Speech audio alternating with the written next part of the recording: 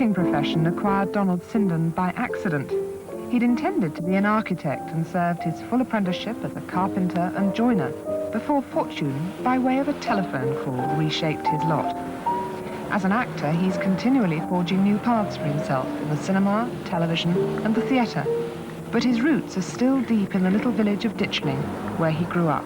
When were you last here? I was last in this house in 1954. Yes, that's right. My parents left here in 1954, moved to another house in the same village. I was last here. But I actually left living here in 1948 when I got married. Quite extraordinary. It's changed rather considerably. The rooms are exactly the same, but it's funny seeing other people's furniture. You know, they locked a door through there, which wasn't there when we were here. The village was very much part of your early life. Oh, totally. And what I'm sorry about today is that you brought the rain with you, because I can't understand it. Because when I was a child, it never rained. Never. I used to walk out of that front door, down the high street, and up onto the hill, and it never rained. It was a wonderful time. So you were here for, what, 25 years? Steady on, steady on. We don't divulge things like that, you know. No, we moved here in 1927, and the family moved in 54. So it's 27 years. 27 years. Incredible. And quite a few interesting characters on the way. Fascinating. Absolutely. The village in those days, well, I believe still is, full of the most enchanting characters. Oh, yes. Then there were... it was known as the village of art... somebody said that Ditchling was full of artists, eccentrics, and sods. I don't know about the third part of that, but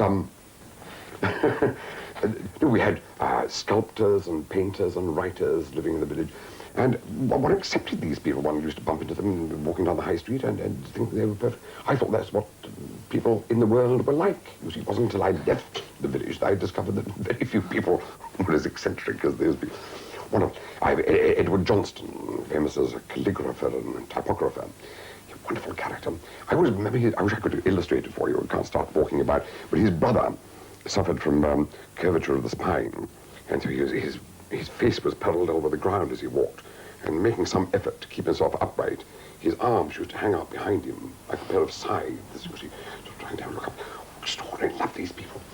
And one of my favorites was Mr. Kenning, who lived up on Lodge Hill, and he had a bald head and covered with freckles. So many, I've never seen anyone with more freckles. His head was one large freckle and a fringe of very red hair around here. And he moved into the house on the top of Lodge Hill because from that position he could see two railway lines, the one to London to Brighton and London to Eastbourne. And up in an upstairs room he had a telescope. And in the middle of a conversation as now, he'd suddenly say, excuse me, and rush away, get his telescope out, and he'd come back and say, the 4:15 is 2 minutes late. And carry on the conversation. And on the upstairs floor, he had a train set, a wonderful train set, powered by real steam. Do you know, you would stoke this little engine on about a 2-inch gauge thing, which ran around the entire upper floor, under wardrobes and under the beds, and he bored holes in the walls so that there were tunnels going from room to room in this train set. And we weren't allowed to play with it. Maddening. Your father was a chemist. Yes, he was, yes. And your mother was a suffragette, I believe. Yes, she was, yes, in the early days. And a wonderful woman, and very popular in the village, was on everything you can think of that she joined, you know, and associated with the village. President of the Women's Institute and things like that. And this was our city. You know, the shop was next door. The chemist shop? The chemist shop was there. Did you get involved in that? In a way, we had two shops, one in Hassocks and one in Ditchling here. And my father did all his dispensing in Hassocks.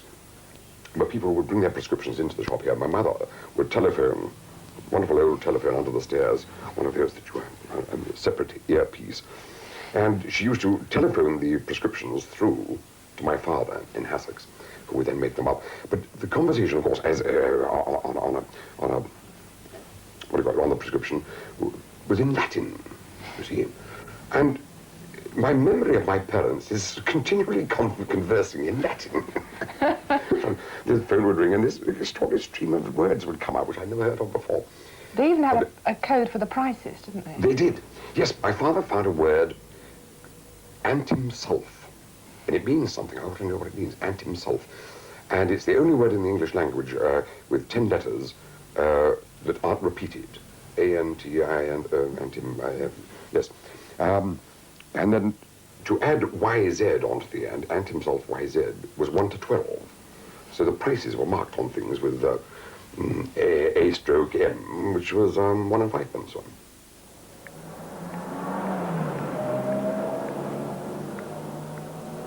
Going on from your school life, though, presumably you didn't leave with any academic success. No, I never passed an exam. Rather good reason that I never dropped one. Because I was always incapable of, I was so far behind everybody else. I was years behind. And the poor teachers, I mean, they didn't know what to do with me because there was I, this hulking child. Well, actually I wasn't, I was very thin, but I was tall and very thin. And, you know, at the age of 10, I was in the class for the 8s. And it was very funny. So what did you do for your first job? Well, they got rid of me at the age of 15 in school, did the local one here. And I see here, the place called Burgess Hill. And my poor parents, I mean, now that I've been a parent myself, I realize the anguish that my parents must have gone through with what your children are going to do with their lives.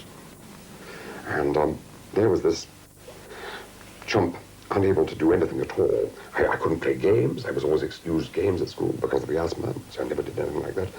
I was so envious of other boys who did play games that I used to go down to the playing fields down here and run the mile by myself. Toss off round and end up putting away like mad, but at least I'd done it for my own benefit, you see. And my mother's father, my grandfather, was an architect surveyor in Hove. And an old friend of his, by the name of Coleman, had a factory in Hove which made revolving doors.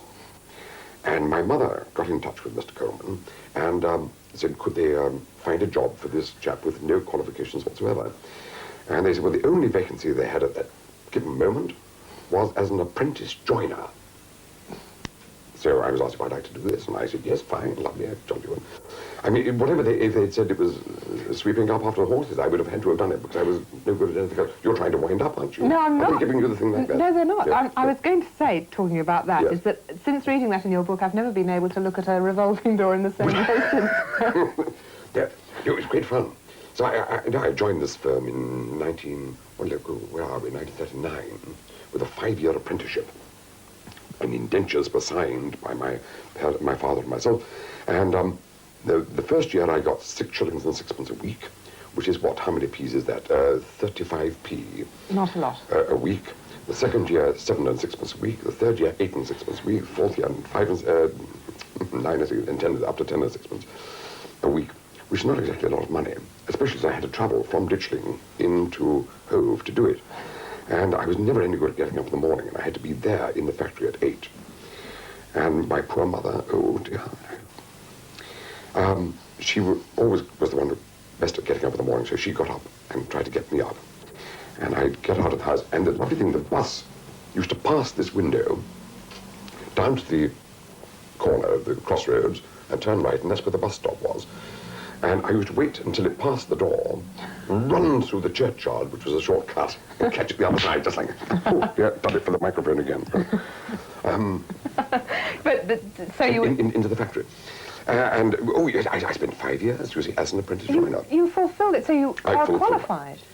Yes, I was a fully qualified member of the ASW, so if anyone wants a nail put in, I'm allowed to do it. That's terrific. Yes, it was rather fun. I'm making revolving doors. And indeed, I helped to erect 2 or 3 of them. One at the Cumberland Hotel in London and Bentle's in Kingston. Unfortunately, neither of them are still there. I wonder where they are. The doors are? The doors themselves. I'd love to have one at home. Yeah. Just say, I made that, you know. So how did the acting come along? What happened? Oh, the acting lark. Yes. Well, I forgot to tell you, of course, that the war came. In end of 1939 when I was 16. And the factory turned over to making munition boxes. I've made so many munition boxes, you've no idea.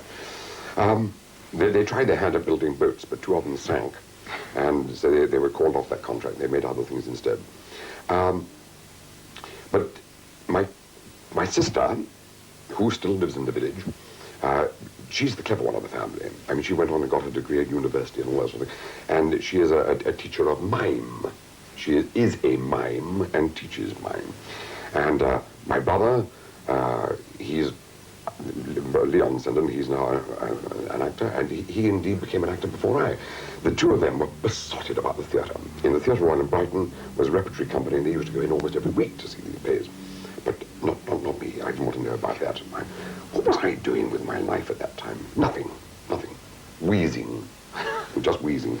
And they used to go off to they tried on several occasions to get me to go with them to the theatre, and I didn't want to do it. I thought it was a little rubbish. But my cousin, Frank, was also very keen on the theatre, and he was an amateur actor attached to a little theatre in Brighton called the Little Theatre. And bang in the middle of rehearsals for a play, he was called up to the RAF.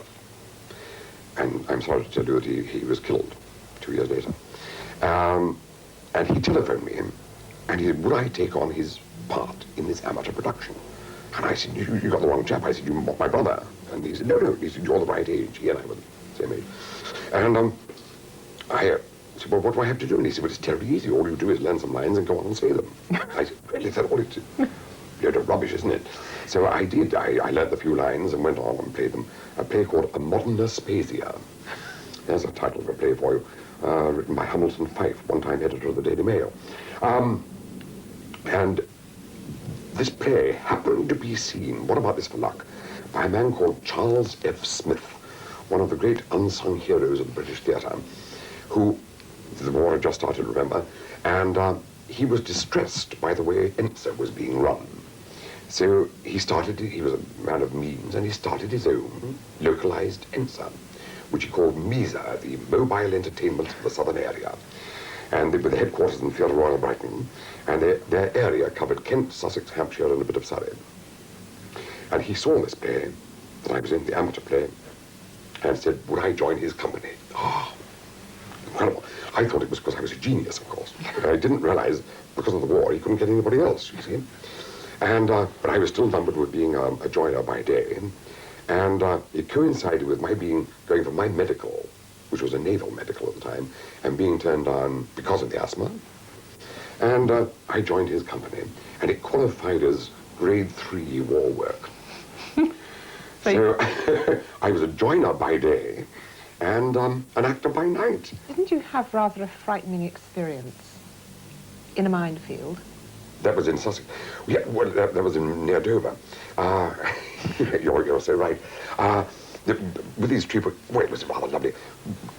Unless you were a resident, you weren't allowed within 15 miles of the coastline because of the gun emplacements. Nobody was supposed to know where they were, you see.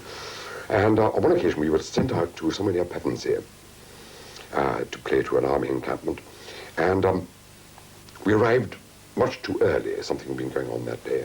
And we were left with an hour to kill after we'd put up the scenery. So I went for a walk.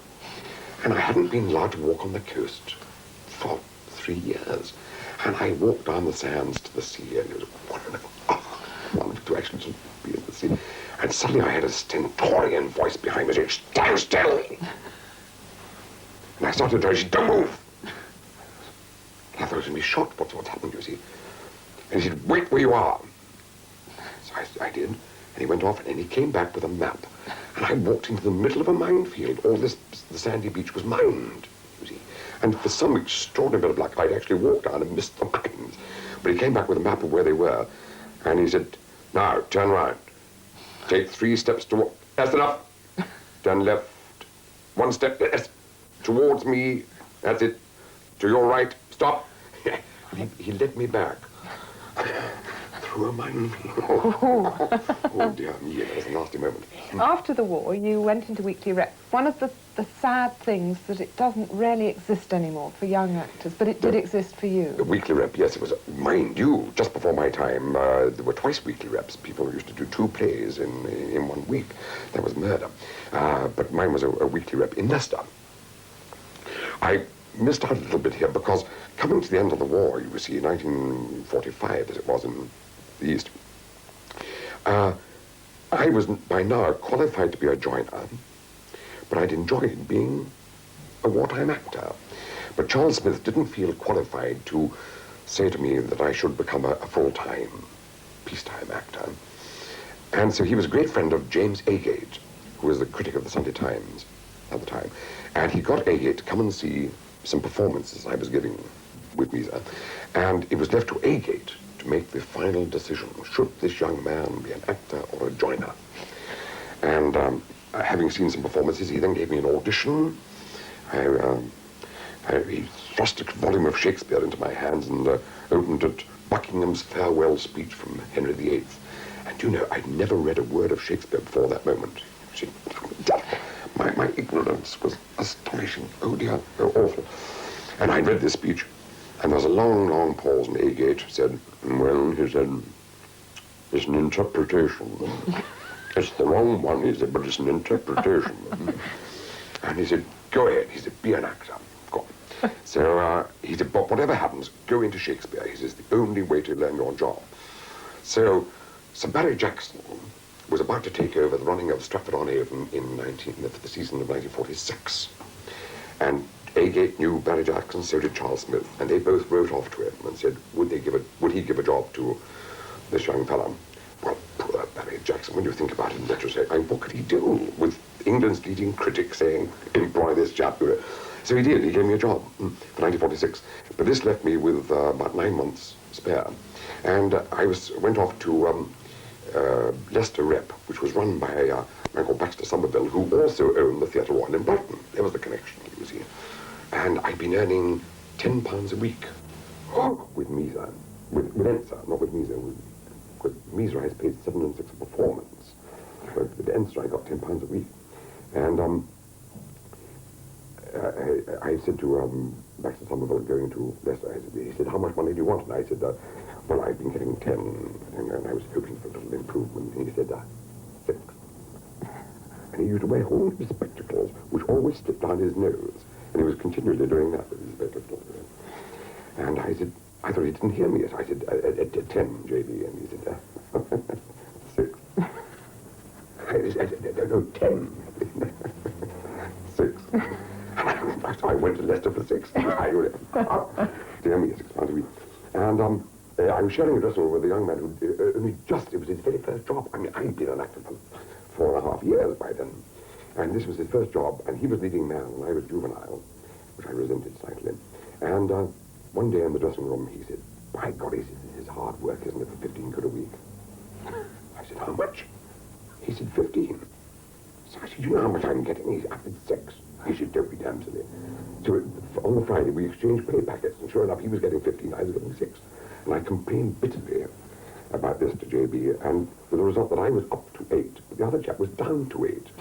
Which wasn't good. Friend and for life. extraordinary, if you work it out, actually, JB was £1 a week better off paying it. So,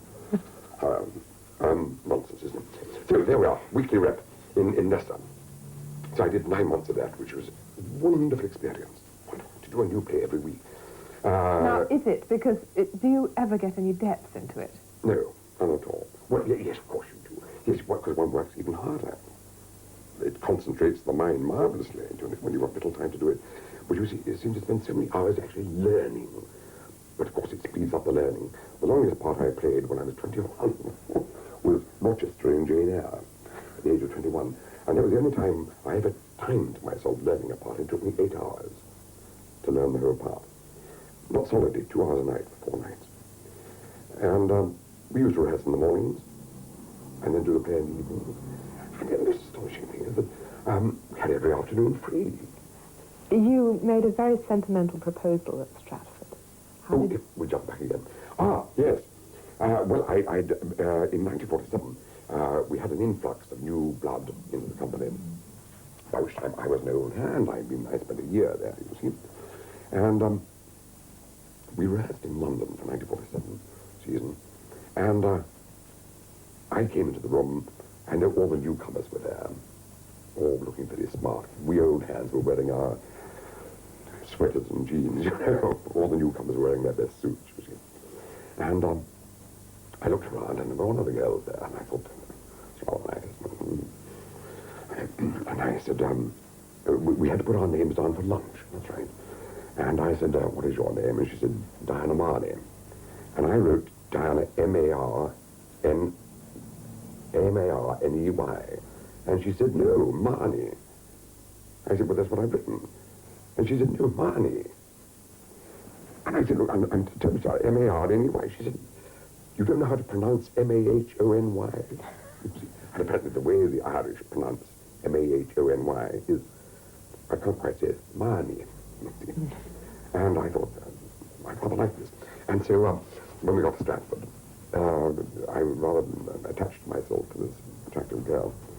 And one night in the middle of the season, after a performance of Romeo and Juliet, romantic play, I was playing Paris at the time, and we walked home along the river, and Stratford, in the middle of the summer, is idyllic. It was been hot, hot days. It was a hot evening. The moon was full. There was the Avon floating along there with white swans floating on this then unpolluted water, you see, under the 14th century bridge with a beautiful church in which Shakespeare is buried, outlined against the stars of this beautiful, idyllic, balmy night. And as we walked over the Avon, I asked her to marry me. And she fell about laughing. You see, she just thought I was joking. And I had to ask her several times after that if she really would, and she did in the end, and we got married in 1948. And you're still married? Yes, that's right. Well done. Not bad, is it? Was it at Stratford that you met Sybil Thorndike? You are clever. Aren't you clever to remember that? You see, in 1946, now you're talking about 1946 Stratford, and luxury, I was asked to come back for the following season, 1947, with parts in the contract. Lorenzo in The Merchant of Venice, O'Merle in Richard II, Paris in Romeo and Juliet. And at the end of the season, 1947, the company came to London to what was then His Majesty's Theatre in the Haymarket, with a short season of plays. We were doing Twelfth Night, which I was not in, and followed by Romeo and Juliet and Richard II. It was the first London season that a Stratford company had ever done. Now, of course, they have the Aldwych Theatre and they do it regularly. But I was not in Twelfth Night, so I came home here to Ditchling. Funny, right here. Isn't it eerie? Very strange. I was sitting in this very room, very hot, when the telephone rang. Somebody answered it, and it was for me. And the following night, we were due to open Romeo and Juliet. And it was, I went to her and I said, the actor playing Romeo is ill, you're on. I was understudying Romeo. Terrifying. So I had to stay up for the rest of the night swatting out the lines, because in those days, there were never any understudy rehearsals. You were told that you were understudying Romeo, and it was your job, therefore, to stand in the wings and watch everything that Romeo did, learn the lines at home, and be ready to go on at the top of the hat. But we played the whole season at Stratford. I'd never been required.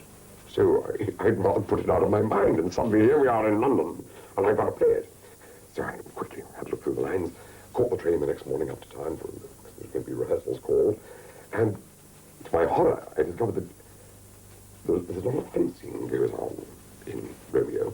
I had never done any of the fights. Never, not with anybody. And so the entire day was spent with me doing the fights, because these other actors were terrified, and they might be killed. And instead of going through the lines or any of the moves, all we did was the fencing all day, all the fights, to get those right. Paul Schofield was playing Mercutio, and I had to do a bit of fencing with him, and then I had to kill Tybalt, not genuinely, I mean, but pretend to fight him. And on I went.